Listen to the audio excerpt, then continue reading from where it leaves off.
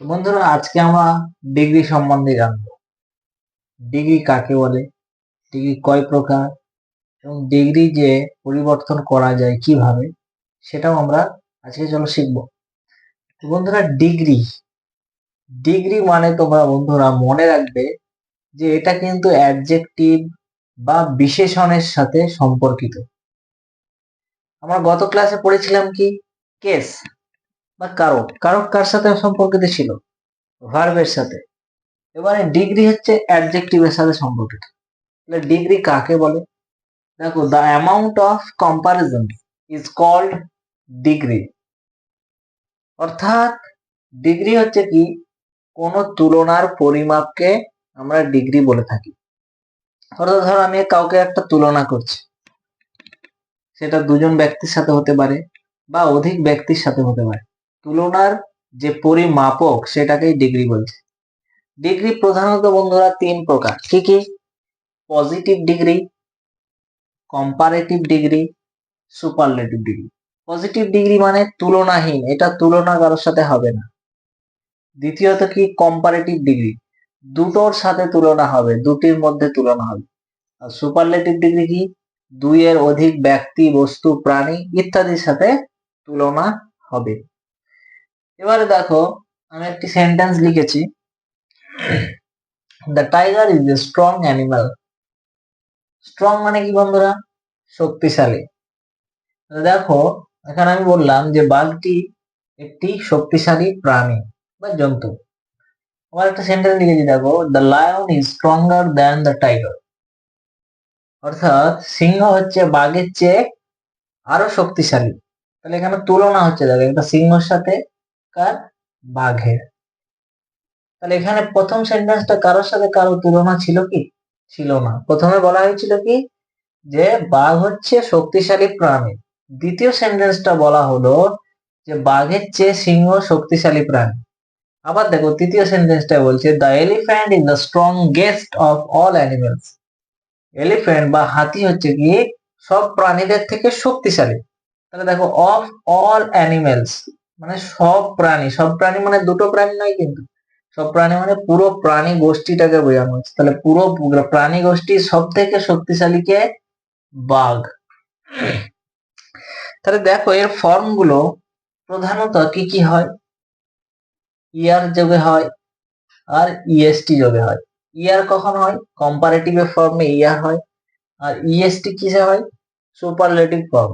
এর কতগুলো নিয়ম রয়েছে, সেই নিয়মগুলো আমাদেরকে জানতে হবে, যে কোনটা কোন ফর্মে গেলে বা কোন নিয়ম থাকলে সেখানে ইয়ার হতে পারে, ইএসটি হতে পারে, বা আইইএসটি হতে পারে, বা মোর, মোস্ট ইত্যাদি হতে পারে। চলো আমরা জেনে নিই। তো দেখো বন্ধুরা, আমি একটা চার্ট করেছি বা তালিকা করেছি। দেখো, পজিটিভ পজিটিভ ডিগ্রি মানে তুলনাহীন, এর সাথে কারো তুলনা হবে না, অর্থাৎ ও একাই বক্তব্যটা পেশ করবে। কম্পারেটিভ দুজনের সাথে তুলনা। সুপারলেটিভ অধিকের সাথে তুলনা। তাহলে দেখো, স্ট্রং, স্ট্রঙ্গার, স্ট্রংগেস্ট।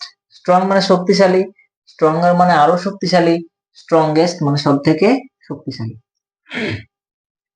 এবার কখন ইয়ার বসবে, কখন ইএসটি বসবে?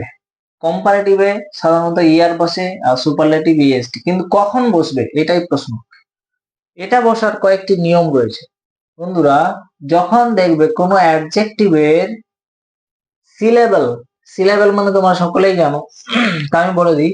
সিলেবেল শব্দের অর্থ হলো যে তুমি মুখ ঘর থেকে একবারে যতটা বলতে পারবে। স্ট্রং, আমি একবারই বলতে পারছি স্ট্রং। তাই কি হলো, যে সমস্ত সিলেবেল গুলো এক উচ্চারণেই উচ্চারিত হবে তাদের ক্ষেত্রে কি হবে? ইয়ার যোগ হবে আর সুপারলেটিভে ইএসটি যোগ হবে।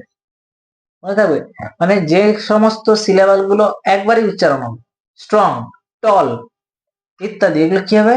একবারই উচ্চারণ হচ্ছে, তাই কি হচ্ছে, এগুলো ইয়ার যোগ হবে কম্পারেটিভে, সুপারলেটিভে ইএসটি। একটা নিয়ম। 2 নম্বর নিয়ম কি, যে সমস্ত অ্যাডজেক্টিভ গুলো একের বেশি মানে 2 বা 3, 4 এইরকম সিলেবেলে উচ্চারণ হবে। যেমন ধরো বিউটিফুল, আমি বিউটিফুল একবারে বলতে পারছি না, কি বলছি? বিউটিফুল, 3টে সিলেবেল আছে। তাহলে কি হবে সেক্ষেত্রে? যে সমস্ত তাহলে সিলেবাস গুলো একের বেশি থাকবে তাদের ক্ষেত্রে কি হবে, কম্পারেটিভে মোর যোগ করতে হবে আর সুপারলেটিভে মোস্ট যোগ করতে হবে। তাহলে দেখো beautiful, more beautiful, most beautiful হলো। এবার 3 নাম্বার দেখো, কিছু কিছু অ্যাডজেক্টিভ রয়েছে যারা ছোট, দেখতে ছোট, অর্থাৎ তাদের ওয়ার্ড গুলো ছোট ছোট, যেমন বিগ। দেখো বিগ, বিগ মানে কি, বিআইজি 3টে লেটার্স দিয়ে তৈরি। তাহলে এই সমস্ত ছোট ছোট অ্যাডজেক্টিভ গুলো বা ওয়ার্ড গুলোর ক্ষেত্রে কি হবে, যে লেটারটা লাস্টে থাকবে সেই লেটারটা ডাবল হবে, মানে দ্বিতীয়বার হবে। যেমন দেখো বিআইজি বিগ, বিআই ডবল জি ই আর বিগর, যখন দেখো ডবল জি হয়েছে। আবার দেখো ডবল জি বিগেস্ট ইএসটি। তাহলে এই একটা নিয়ম। তাহলে এই নিয়মটা কি, যে সমস্ত অ্যাডজেক্টিভ গুলো দেখতে ছোট তাদের ক্ষেত্রে কি হবে, লাস্ট ওয়ার্ডটা ডাবল হবে, তারপরে ইয়ার কম্পারেটিভে এবং সুপারলেটিভ এসটি যোগ হবে। এবার দেখো আরো অ্যাডজেক্টিভ রয়েছে যেগুলোর কোনো নিয়ম নেই, এরা নতুন গ্রামারে, সেগুলোর ক্ষেত্রে কি, এগুলো ব্যতিক্রম নিয়ম বা এক্সেপশনাল, এগুলোকে মনে রাখতে হয়। যেমন good, better, best, far, farther, farthest. দেখো আমি লিখেছি গুড মানে ভালো, বেটার মানে আরো ভালো, বেস্ট মানে সবচেয়ে ভালো। আবার ব্যাড, ব্যাড মানে খারাপ, ওর্স, ওর্স্ট, ব্যাড মানে খারাপ, ওর্স মানে আরো খারাপ, আর ওর্স্ট মানে সবচেয়ে খারাপ। তাহলে এই 4টে নিয়ম রয়েছে। আরো বন্ধুরা 2টো নিয়ম আমি বলছি। অ্যাডজেক্টিভের পিছনে ওয়াই থাকবে, কি থাকবে, ওয়াই। ধরো লেজি, LAZY, লেজি, ওয়াই আছে। তাহলে ওয়াই এর পরিবর্তে কি হবে, কম্পারেটিভে ওয়াই উঠে গিয়ে IER, আবার সুপারলেটিভে কি হবে, IEST। তাহলে এটা আমরা যদি করি কি হবে, LAZY, লেজি হলো পজিটিভ, লেজিয়ার, LAZIER, লেজিয়ার, আর LAZIEST, লেজিয়েস্ট। লেজি মানে অলস, আরো অলস, সব থেকে অলস। তাহলে এই একটা নিয়ম দেখো, যে যার শেষে ওয়াই থাকবে এবং তার আগে কি থাকবে, কনসোনেন্ট থাকবে। একটু বলতে ভুলে গেছিলাম, সরি। দেখো যে যার শেষে ওয়াই থাকবে এবং ওয়াই এর আগে কি থাকবে, কনসোনেন্ট, সেক্ষেত্রে কি হবে, IER কম্পারেটিভে এবং সুপারলেটিভে IEST যোগ হবে। এই ছিল 5 নাম্বার নিয়ম।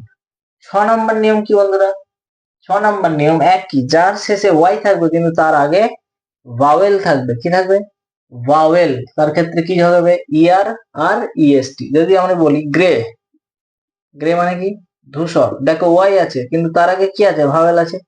তাহলে সেক্ষেত্রে কি হবে, ER যোগ হবে, GREY, ER, গ্রেয়ার, আবার গ্রেয়েস্ট।